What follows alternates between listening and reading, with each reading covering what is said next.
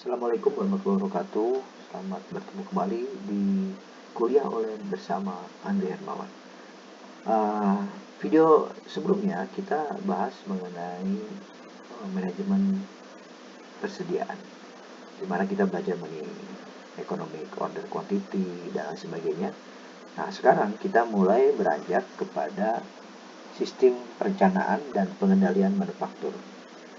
Bagaimana kita harus tahu bahwa di dalam produksi kita mengenal dengan life cycle, yaitu suatu produk itu pada saat pembangunan, pemasaran sampai ke produk itu sudah laku dijual, dan memang pada saat top of mind atau sudah laku dijual, dan kemudian pada masa seterusnya akan terjadi decline atau terjadi penurunan. Pada saat penurunan itu, seorang industriawan harus sudah dari awal sudah menciptakan suatu produk baru lagi untuk menghasilkan suatu produk B berikutnya. Dan seterusnya, pada saat produk B ini diluncurkan juga sudah dipersiapkan produk C yang akan diproduksi sampai si produk ini memiliki penurunan. Ini adalah merupakan siklus produk di mana setiap industriawan harus mengantisipasi produk itu pada saat kita jual sudah laku, terus kemudian akan menjadi penurunan. Nah, di dalam strategi desain manufaktur kita mengenal ada berapa macam bagaimana penanganan proses manufaktur. Pertama adalah melalui project, karena di sini tidak ada produk yang tidak ada aliran produk, ya, disebut dengan project. Yang kedua adalah job shop atau jumble flow, atau flow prosesnya itu acak, ya. Dia bisa saat ini produk ini prosesnya ke sini dulu, terus kemudian kemana dulu. Nah, ini sangat acak sekali, setiap produk beda-beda. Ketiga adalah line flow atau small batch or interrupted line flow, atau large batch or repetitive line flow and continuous line flow. Nanti kita akan bicarakan lebih dalam lagi apa yang disebut dengan line flow. Keempat adalah flexible manufacturing system atau FMS. Kelima adalah agile manufacturing system atau disebut dengan AMS. Nanti kita bahas satu persatu. Project ini memiliki suatu kekhususan di mana material dan tenaga kerja akan mendatangi lokasi produk. Contoh misalnya bikin pesawat terbang. Jadi karena saking besarnya si produk, orang, proses, barang dan lain sebagainya, itu yang akan mendatangi titik di mana pembangunan sebuah pesawat terbang. Begitu pula dengan membuat industri kapal laut. Begitu pula dengan membuat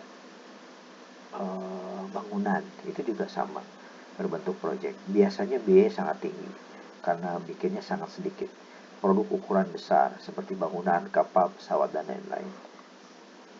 Nah, kalau job shop atau jumble flow itu apabila pekerjaannya produknya sangat bervariatif dan produk A bisa urutannya bisa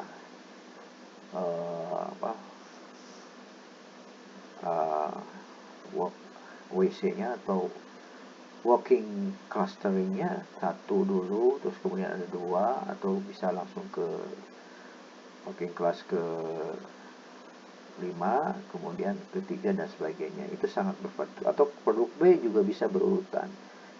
Yang dimaksudnya work center ini adalah merupakan pusat kerja, di mana misalnya ini pusat kerja khusus untuk drilling, yang sini khusus untuk cutting, yang pusat kerja yang kedua adalah khususnya untuk pengelasan. Jadi dikelompokkan berdasarkan pekerjaan. Itu disebut dengan jumble flow.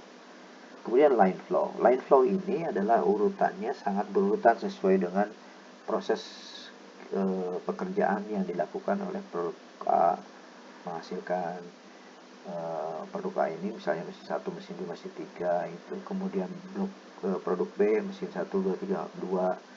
Ini sangat berurutan sesuai dengan runutan yang direncanakan. Jenis line flow ini macam-macam. Ada yang small batch atau sangat kecil, sangat terputus-putus, interrupted atau line flow, tidak diproduksi secara terus-menerus tetapi bisa berlainan, tinggal men-setup setiap pergantian produk seperti produk obat-obatan, produk-produk yang lain ya. Kemudian large batch atau repetitive yaitu line flow, diproduksi secara banyak ya, secara terus-menerus, tetapi bisa saja ada pergantian produk tetapi tidak sesering small batch atau yang sangat kecil. Setiap batch harus men-setup mesin lagi ya. Nah, kalau yang ketiga adalah continuous line flow, diproduksi secara terus-menerus tanpa henti dan hanya sejenis, hanya varian di ujung proses saja yang berbeda seperti pabrik semen, minyak, baja, gula, dan lain-lain. Dan yang keempat adalah flexible manufacturing system, adalah merupakan suatu otomatik sel atau diotomatisasi yang sangat terintegrasi, integrating material handling dan processing equipment. Jadi sangat terintegrasi antara penanganan material dan proses peralatannya yang akan digunakan untuk menghasilkan sekelompok part atau bagian yang atau merupakan assembling atau perakitan. Jadi sangat otomatis sekali. Dan fungsi-fungsi FMS antara komputer dan operator adalah komputer mengendalikan peralatan mesin, penanganan material, integrasi aktivitas-aktivitas tersebut. Kedua, operator melaksanakan perawatan preventif, tindakan-tindakan darurat, memasukkan data seperti nomor-nomor part, memasukkan program-program baru atau program diperbaiki ke dalam komputer. Ketiga adalah operator atau komputer dapat memasukkan material, memindahkan atau menambahkan peralatan pada mesin-mesin yang berbeda. Jadi FMS ini merupakan suatu industri yang sangat terintegrasi menggunakan peralatan sistem yang terkomputerisasi. Kelima adalah Agile Manufacturing System, adalah merupakan suatu sistem manufacturing yang memiliki kemampuan secara lengkap untuk memberikan respon yang cepat dan tepat terhadap permintaan pelanggan. Ini adalah merupakan suatu era terbaru dari industri bahwa Agile Manufacturing System ini semacam FMS secara semua terotomatisasi, cuman FMS ini lebih seragam outputnya. Kalau Agile Manufacturing System itu sangat otomatis tapi sangat fleksibel dalam menghasilkan produk dan bisa sangat variatif tergantung kita setel. Jadi setelnya sudah tersendiri dia secara sistem dan ini banyak menggunakan robotik ya. Strategi sistem perencanaan dan pengendalian manufacturing ini, setiap jenis proses produksi yang tadi ini dikelola dengan alat yang berbeda. Cara pengendalian, perencanaan, dan pengendalian manufacturingnya berbeda-beda. Satu, project management. Jadi untuk pekerjaan yang project itu menggunakan pola pengendaliannya dengan menggunakan project management. Yang kedua adalah dengan kalau job shop atau DLF itu adalah suatu proses di mana flow-nya sangat terputus-putus. Kemudian kalau CLF itu sangat kontinu, jadi itu semacam industri semen dan sebagainya.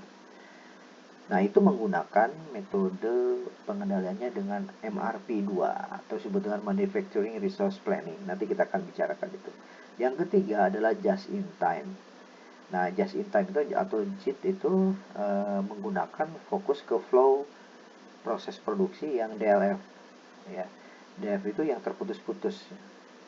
Keempat, continuous process control. Ini adalah pola pengolahan industri yang bersifat continuous atau COF ya. Itu menggunakan MRP2. Kelima adalah flexible control system, itu fokus untuk teknologi yang menggunakan otomatisasi dengan FMS tadi. Jadi flexible control system ini lebih banyak dia tidak banyak manusia, tidak banyak bertindak, hanya mengontrol semua. Keenam, agile control system itu sama tetapi menggunakan sistemnya JIT, just in time, dan MRP2. Jadi penggabungan dua metode tersebut.